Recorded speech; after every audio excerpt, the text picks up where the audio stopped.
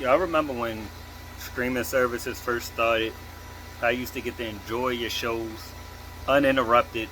You know what I'm saying? The best thing was that you didn't have commercials or anything like that. Then that translated into podcasts and YouTube videos and YouTube channels you follow and so on and so forth.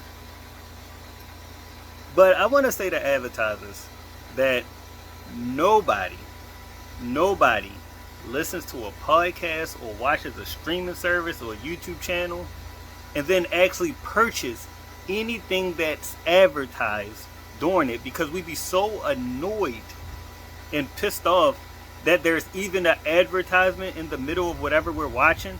We're instantly tuned off to the product. Now, to the content creators, I know this is how they making their money, so I ain't trying to mess up nobody's money. So I understand why you guys need sponsors and ads and things like that. But to the advertisers, as soon as I hear anything come on, any ad, I don't care if it's a 40-second ad, I don't care if it's a 5-second ad, I don't care if it's a 10-second ad, I don't care if it's a 3-second ad.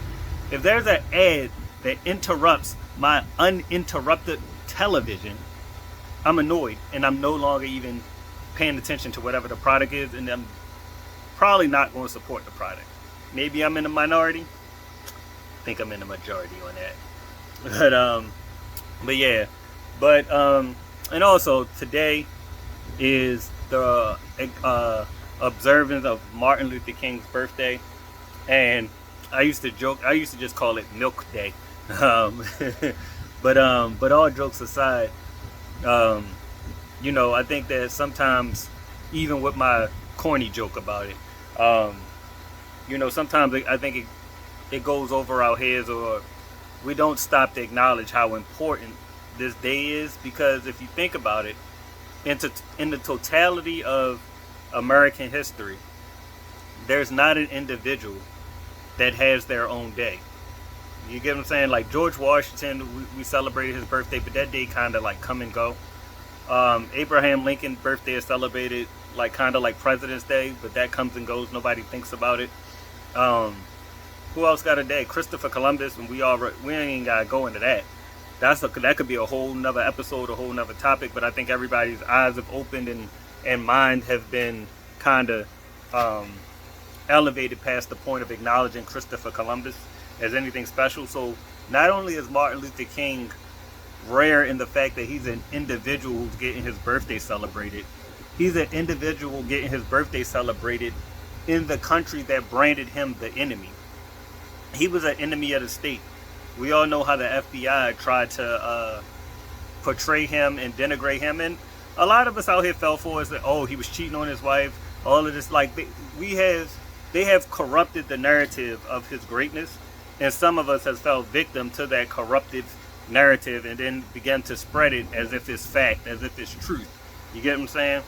And I just want to stop to acknowledge how important and how rare that is. And the black people, the happy birthday song, Stevie Wonder, happy birthday to you, that was made in a push, in an effort to get Martin Luther King's birthday acknowledged.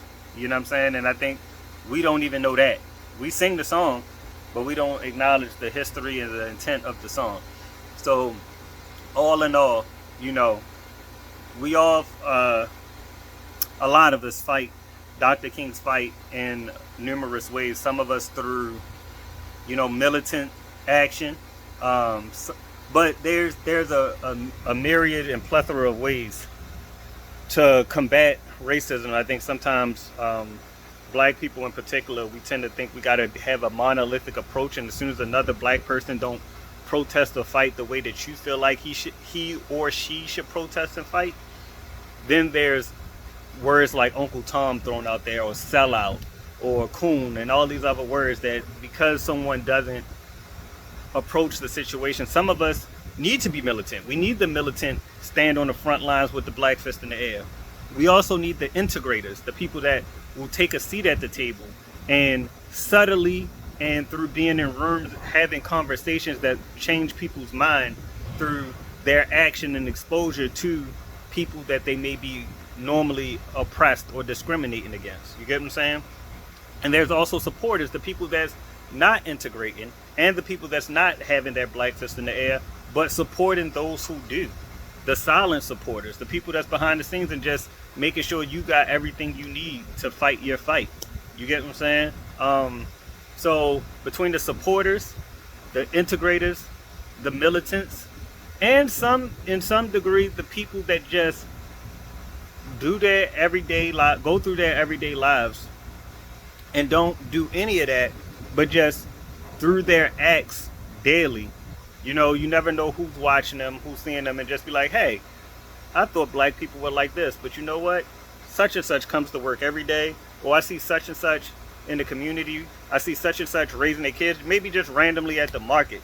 You know what I mean? The way you communicating with your kids, the way you're being loving towards your partner, a significant other, and it may just be someone of another race who just watching the way you move and watching the way you interact with your loved ones and say, dang, we may not be as different as everybody thinks. So all in all, it's an all-encompassing protest. It's an all-encompassing action, whether knowingly or unknowingly, consciously or unconsciously. We all fighting the same fight as Americans, you know what I'm saying, to different degrees, from different angles, from different aspects. But any self-respecting, you know what I mean, kind-hearted person, we're all fighting the fight in the same way. I mean, different ways, but fighting the same fight. So, signing off, grown mannerisms, being fluid with the currents of life. Bow.